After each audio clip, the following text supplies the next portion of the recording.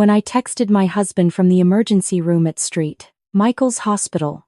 My phone shaking in my hand and an IV line taped to the inside of my wrist, he wrote back, "I'm in the middle of something with Nicole. Roads are bad anyway. You'll be okay by morning." I replied with 3 words. "Okay. I understand." What his regional director said when she knocked on his hotel room door at the Fairmont Banff Springs that same evening made him realize exactly what he had thrown away, and it was so much more than just me. The morning everything fell apart had started the way most mornings did. I was at the kitchen counter by 6:15, packing my lunch while my husband moved through the apartment behind me with the energy of someone already somewhere else. He was flying out to Calgary for the quarterly team retreat. 3 days at a resort in Banff, his company's reward for a strong fiscal year. He'd mentioned Nicole's name twice before breakfast was finished. Nicole had arranged the group dinner. Nicole had upgraded everyone's lift tickets. Nicole had found a spa package for the team on Saturday afternoon. I spread peanut butter on my sandwich and said nothing. Nicole Beaumont had been my husband's project partner for 14 months. She was 10 years younger than me, had a laugh that carried across rooms, and had apparently developed strong opinions about how my husband liked his coffee. I knew this because he'd mentioned it on a Tuesday night last winter while I was going over our mortgage renewal documents at the dining table. "Nicole takes hers black too," he'd said, walking past me toward the couch. Funny coincidence. I had looked up from the papers for the condo I had put the down payment on using money I'd saved across 8 years of shift work and nodded like it was interesting information. I was an emergency department nurse at St. Michael's. 12-hour shifts, rotating schedule. The kind of job that hollows you out by Sunday night but fills something else entirely. I had been doing it for 11 years. My husband worked in logistics management for a national supply chain company headquartered in downtown Toronto. He worked 9 to 5 on paper, though lately the evenings had started filling with calls he took in the bedroom with the door pulled almost shut. Almost. The morning he left for Banff, I watched him pack his ski jacket, the one I'd bought him 2 Christmases ago from a shop on Queen Street West, and thought about how long it had been since he'd looked at me the way he used to. Not with desire necessarily, though that had faded too, but with simple recognition. The kind of look that says, "I see you there. I know you. I'm glad you're here. I'll text when we land," he said, dragging his carry-on toward the door. "Safe flight," I said. He did text when they landed. He did not text again for the rest of the day. I worked my Thursday shift without thinking too much about it. The department was busy the way it always was, no such thing as a slow Thursday in emergency medicine. Around 2 in the afternoon I started feeling off. A dull ache behind my right eye that I chalked up to dehydration. By 4, it had spread down my neck.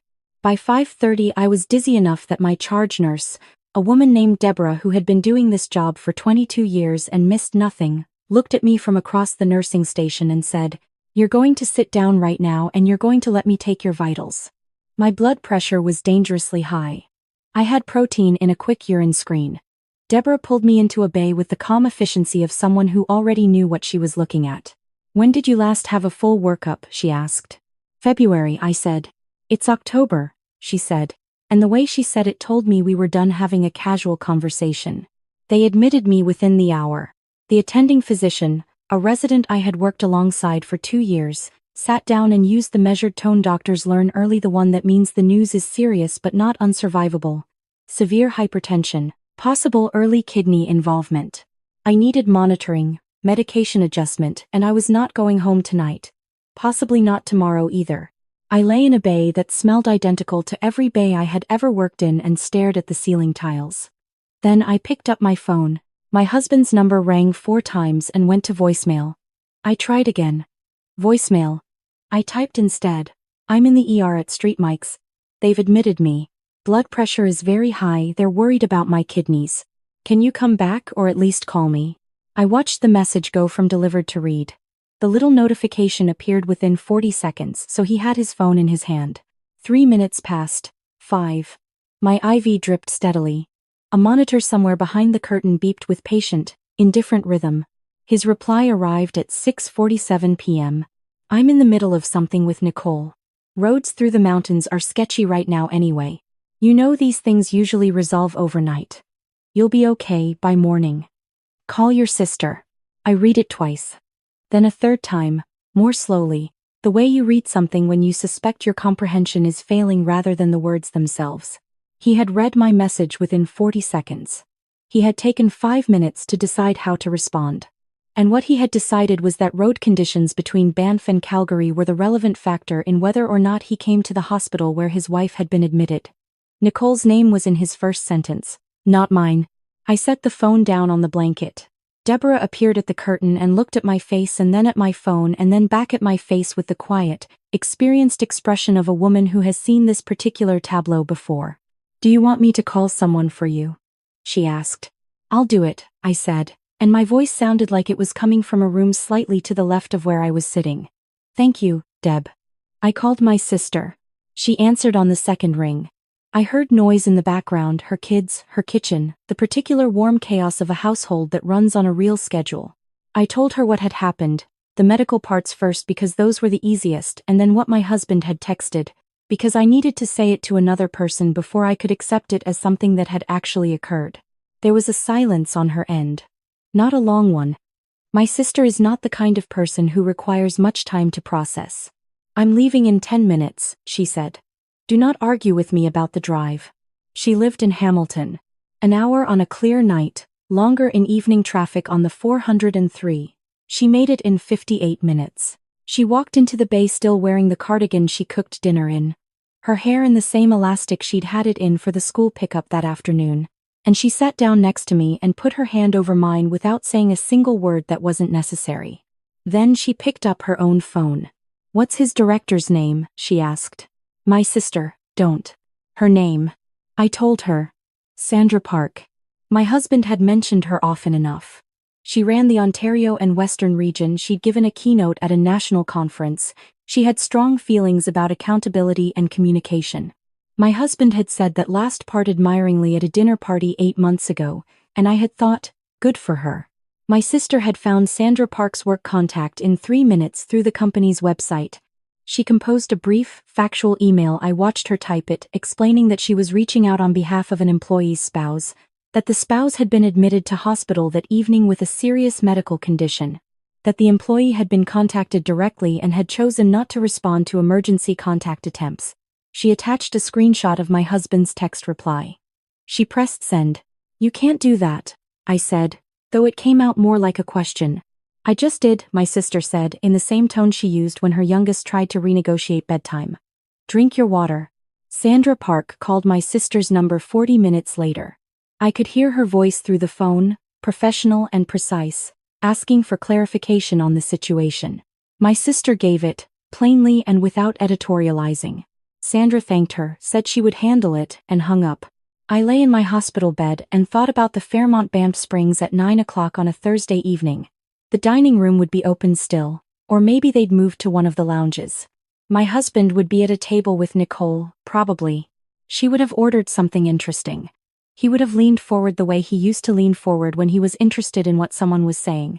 And then Sandra Park would knock on his phone, or send a message, or walk across a room. My husband called me at 9:43.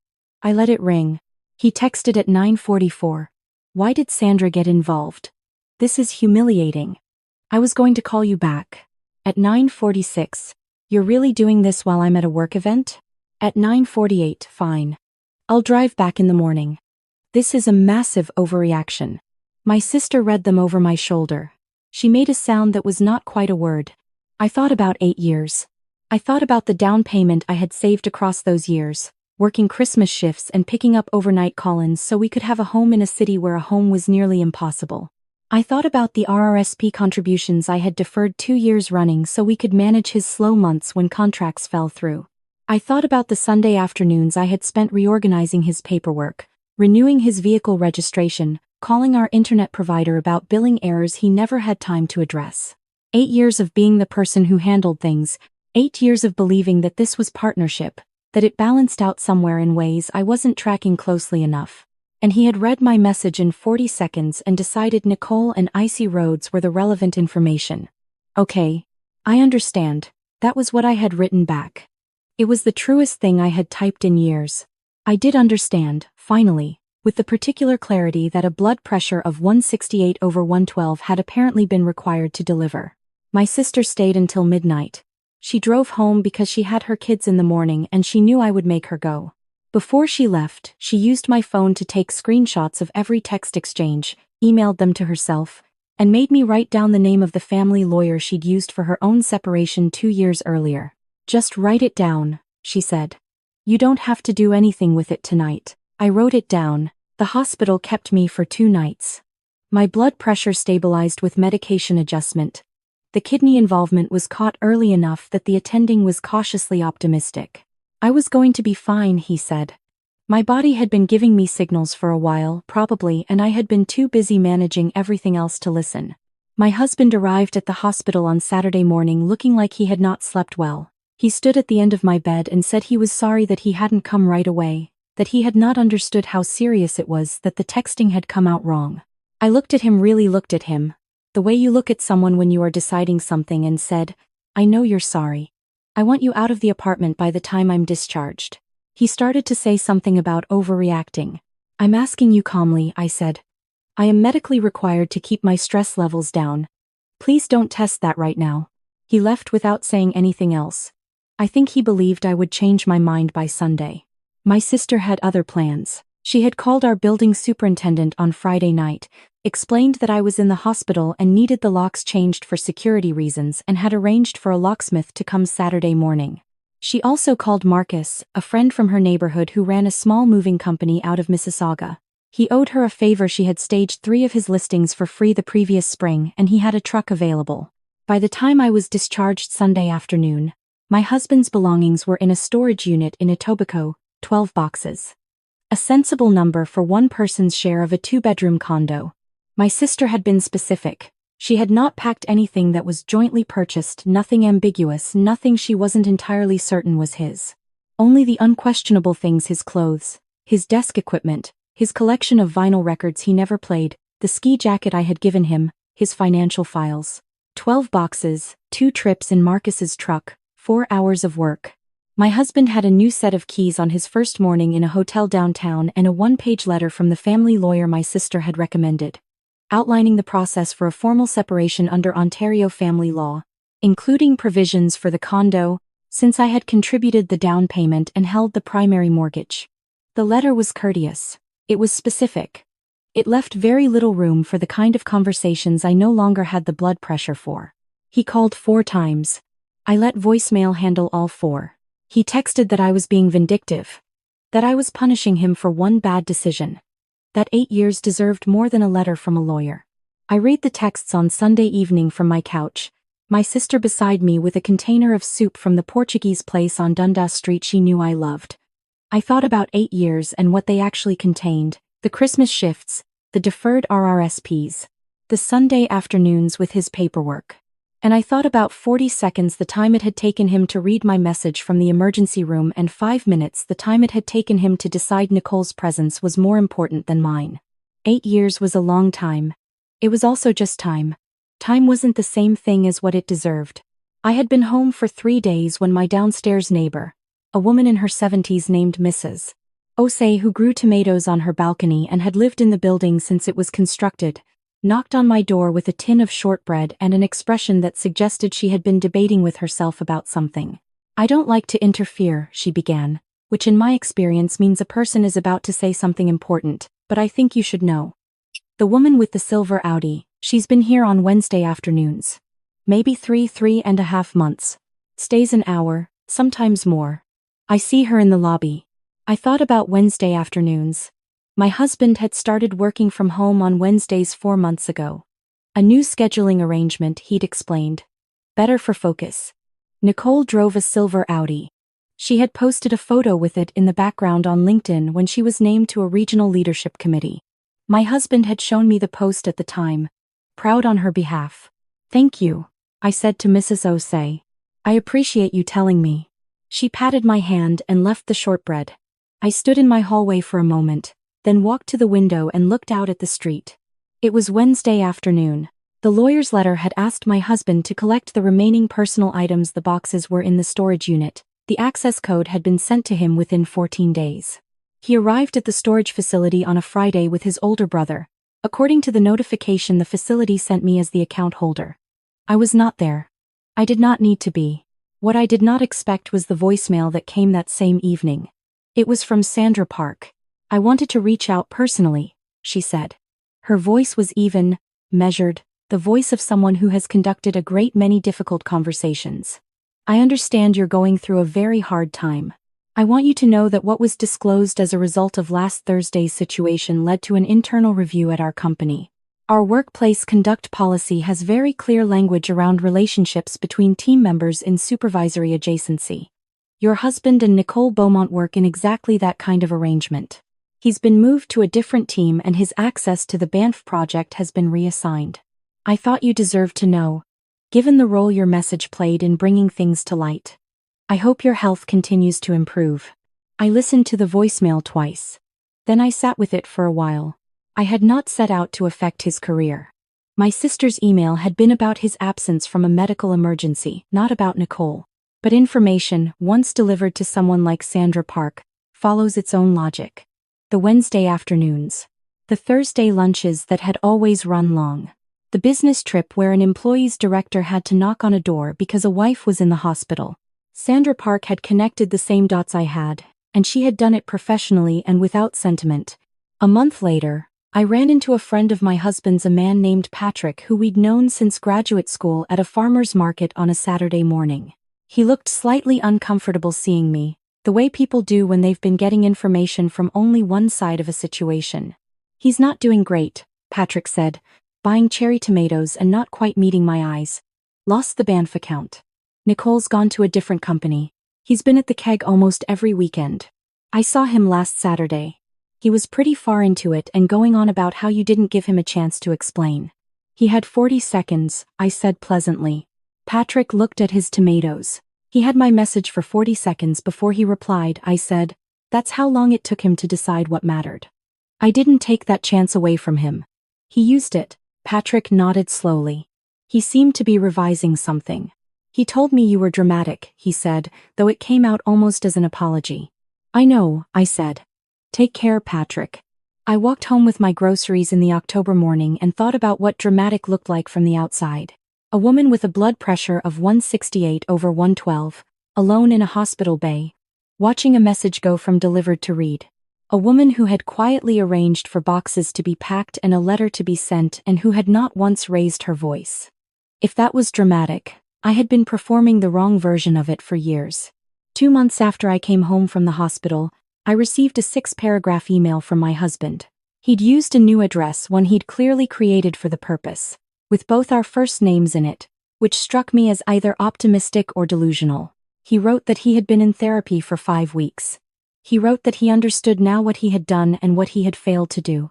He wrote that Nicole had meant nothing serious, that he had gotten caught up in something he couldn't fully explain, that stress and ego had made him into a version of himself he didn't recognize. He wrote that 8 years had to count for something. He wrote that he would like to try counseling. He wrote that he was sorry. The email was sincere, I thought. It was also 8 years too late in small ways and 2 months too late in large ones. I read it carefully because I believe in reading things carefully, and then I created a filter that sent any email from that address directly to a folder I checked once a week, just to make sure nothing legally relevant came through. Nothing legally relevant came through. The separation agreement was finalized the following spring. My lawyer was thorough and the process was, by the standards of these things, relatively clean. The condo stayed with me. The down payment and my larger mortgage contributions were recognized in the settlement. I bought out his remaining equity at a fair number that my lawyer and his negotiated without drama, because I had documentation and he, apparently, had run out of arguments. The morning I signed the final papers, I took the afternoon off work, a Tuesday, my favorite shift to have free, and walked down to the lake. It was one of those May afternoons that Toronto occasionally produces as if in apology for February. Warm enough for a light jacket, the water impossibly blue, the path along the waterfront full of people who'd been waiting all winter to exist outside again. I bought a coffee from a cart near the harborfront and sat on a bench and did not think about anything in particular for 45 minutes. It was one of the more restorative experiences I'd had in years. Deborah organized a small dinner for me at her place in the East End that June. 6 of us from the department, mismatched chairs around a big table, the kind of dinner where no one worries about the presentation. Her husband grilled something on the back deck. Her youngest kept appearing from upstairs to negotiate chips from the snack bowl.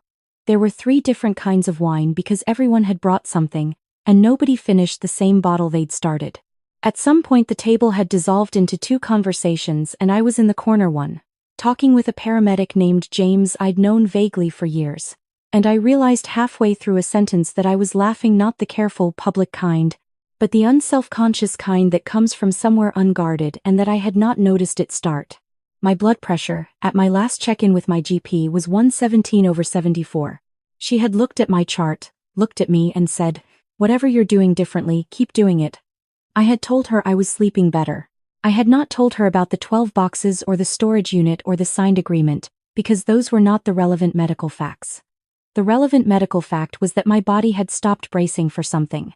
I went back to the intersection of King and Bathurst one afternoon in August, not the intersection where anything had happened, but the corner where I used to take the streetcar home from my husband's office on early evenings when we were new to each other, and Toronto, when the city felt enormous and possible and we'd walk to dinner just to have an excuse to be outside together. I stood there for a minute, waiting for the light. I wasn't sure what I was expecting to feel. Some residue of grief, maybe. The particular weight of things that used to be. But mostly what I felt was the late summer sun on my face and the sound of the city being its ordinary, indifferent self, and a light physical tiredness from a full shift that was not the bone-deep exhaustion I'd been carrying for years. The light changed. I crossed the street. My sister came for Thanksgiving. She brought her kids and her partner and a homemade butter tart pie that was, by any objective measure, the best thing anyone had eaten in my apartment.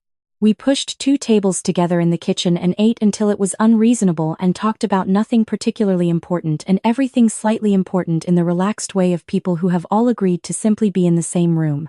For a while. After the kids were settled in the living room and the adults had migrated to the counter with the last of the wine, my sister looked at me across the kitchen and said, "You look like yourself again." I thought about that. About who myself was, exactly, separate from the version that had spent 8 years smoothing things over and working extra shifts and folding into whatever space was left after everyone else's needs had been accommodated. I was still finding out. The process was slower than I'd expected and more interesting than I'd feared. "I think I do," I said. "Most days." She raised her glass in my direction and I raised mine, and that was the whole conversation, which was exactly the right length. There is a particular Thursday in November that I think about sometimes. It was ordinary in every external way. I was home by 4. I had leftover soup for dinner. I watched something forgettable on the television and went to bed by 10. But I remember sitting in my living room after dinner, in the specific kind of quiet that used to feel like loneliness and now just felt like quiet, and noticing that I was fine. Not performing fine, not managing fine, not fine in the way that means you're holding something heavy and have learned to carry it without showing. Just actually, plainly fine. The condo looked different without half the furniture.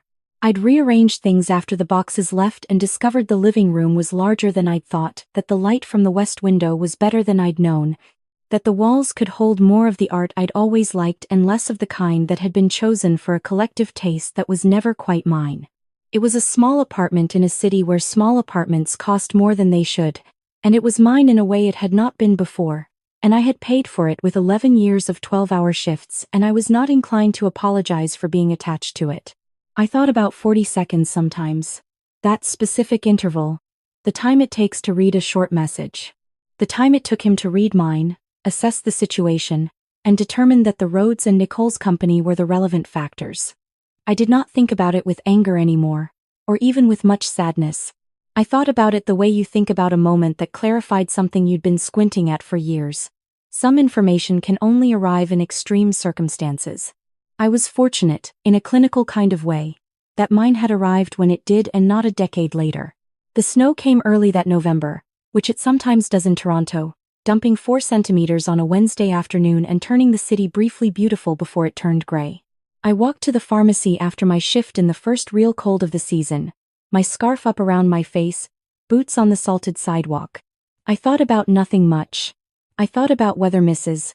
Osei's tomato plants had survived the summer on her balcony, and whether I should bring her something at Christmas, and whether I had enough of the good tea at home or needed to pick some up. Small thoughts. Manageable, pleasant ones. I turned my key in my own lock, in the door with my own name on the lease, and stepped out of the cold. If this story stayed with you, hit the like button, it means more than you know. And tell me in the comments, what was the moment that changed everything for you? Subscribe and turn on notifications so you never miss what comes next on the Shadowed Bonds.